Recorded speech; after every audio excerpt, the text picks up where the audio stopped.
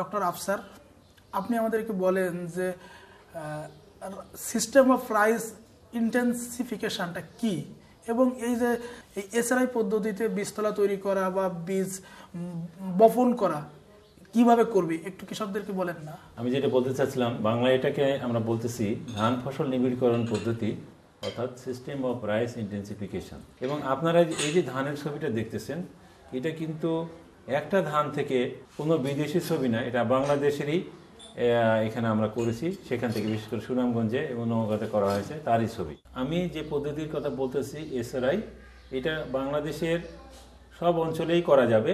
তো আমরা যদি এটা সুন্দরভাবে করতে পারি, সেখানে আমাদের শুধু প্রয়োজনীয়তা হলো সুন্দরভাবে জমি তৈরি, পানি নিষ্কাশন, সঠিকভাবে চারা রোপণ, তাহলেও আমরা এটা এই কাঙ্ক্ষিত ফলন পাইতে পারি। এই পদ্ধতিতে আমরা 3 মৌসুমেই চাষ করতে পারবো।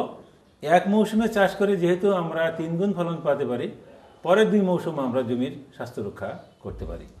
এইখানে যে নতুন এবং প্রচুর সম্ভাবনাময় এই পদ্ধতি আমাদের যদি আমরা সঠিকভাবে করতে পারি, তাহলে অনেক ক্ষেত্রে আমাদের উৎপাদন বাড়াতে সক্ষম হবে।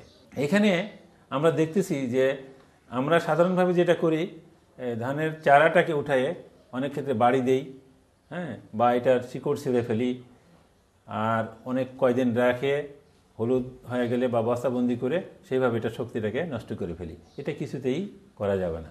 এখানে আমরা যদি এসআরআই প্রচলিত পদ্ধতি তুলনা করি, তাহলে দেখা যাবে এই যে চারাটা আপনারা দেখতেছেন, এটা কিন্তু আমাদের সাধারণ একই বয়সের একটা গুছি, আর এটা হলো এসআরআই এর একটা গুছি।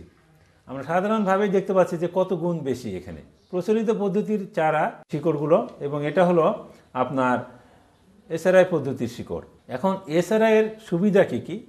এটার সুবিধা হলো অধিক ফলন, স্বল্প পানির প্রয়োজনীয়তা, পরিবেশ বান্ধব, এখানে মিথেন তৈরি হয় না, যেটা আমাদের পরিবেশের জন্য একটা হুমকি স্বরূপ। অধিক বায়োডাইভার্সিটির সুযোগ হয়, অনেক জীবজন্তু এখানে থাকতে পারবে। পুষ্ট এবং গুণসম্পন্ন দানা ও চিটা কম হয়, 7 থেকে 15 দিন আগে পাকে, আর বালাইনাশকের দরকার হয় না, বিধায় এটা স্বাস্থ্যসম্মত। এছাড়া 7টি কলাকৌশল, যে কলাকৌশলগুলো আপনাদেরকে অনুসরণ করতে হবে, সেটা হলো অল্প বয়সের চারা রোপণ, একক চারা রোপণ, বেশি দূরত্বে রোপণ, শিকড়ে আঘাত না লাগানো, এবং মাটি বায়ু চলাচলের জন্য আছড়ানোর ব্যবস্থা করা, জমি শুধুমাত্র ভেজা রাখা, জৈব সারের সুষ্ঠু ব্যবহার। কৌশলগত পানি ব্যবস্থাপনা, যেমন এখানে আপনার প্রথমের দিকে খুব ছিপছিপে পানি রাখতে হবে, এবং 7 দিন পরে একটু শুকনা দিতে পারলে সবচাইতে ভালো। আর যখন ধানের প্রজনন সময়, অর্থাৎ আমরা যেটা বলি রিপ্রোডাক্টিভ স্টেজ, সেই সময়ে 1 থেকে 1.5 ইঞ্চি বা মিনিমাম কমপক্ষে 1 ইঞ্চি পানি রাখা, এবং এটা ধান পাকার 25 দিন আগেই আবার এই পানিটা আবার বের করে দিতে হবে। এখানে যে জিনিসটা দেখানো হচ্ছে, এই যে ধান আমরা জমিটাকে কাদা করার পরে একটু শুকায় নিয়ে এইভাবে আঁক দিতে পারি, অথবা দড়ি ধরেও এটা আমরা করতে পারি আর কি। আমি এখানে বলতেছি যে 15 দিনের অধিক না, 8 দিনের কম না, এরকম বয়সে চারা লাগাতে হবে, তবে 10 থেকে 12 দিন হলে উত্তম। এবং একটা জিনিস মনে রাখতে হবে যে চারা উঠানোর 30 মিনিটের মধ্যে লাগাতে হবে। এখানে আরেকটা জিনিস করতে হয়, চারা লাগানোর আগে আমাদের বীজটা শোধন করে নিলে ভালো হয়। ধান গাছে আমাদের 8-9 ধরনের এখানে বীজবাহিত রোগ আছে, এই রোগে কিন্তু আমাদের অনেক ফলন কমায় দেয়। যেমন এখানে আমরা এই যে বেবিস্টিন, নোয়েন, হেডাজিম, টপসিল প্লাস, এরকম যে এইগুলো ওষুধ আছে, 1 লিটার পানিতে 3 গ্রাম মাত্র দিয়ে 1 কেজি বীজ, এটা সারা রাত ভেজে রাখতে হবে, সকালে এটাকে ধুয়ে তারপর বীজতলায় ফেলে দিতে হবে। এখানে আমরা দেখা গেল যে 5 টাকাই আমার খরচ পড়লো, কিন্তু যখন মাঠে আমি খরচ করবো তখন 2-3 হাজার টাকার ঔষধ দিয়ে আমি আর কুলাইতে পারবো না। তবে যদি পাশে আমরা 10 ইঞ্চি বা 12 ইঞ্চি জায়গা রাখি পরিচর্যার জন্য, তাহলে কিন্তু এটা সবচেয়ে উত্তম। চারাগুলো একটু পাতলা করে দিতে হবে, পাতলা মানে ধানটা একটু পাতলা করে ফেলতে হবে, একটা সঙ্গে যেন একটা না লেগে যায়, সেইভাবে লাইন করে আপনি এখানে বপন করে দিয়ে উপরে 1 ইঞ্চির গোবর মাটির স্তর দিয়ে দেওয়া যায়।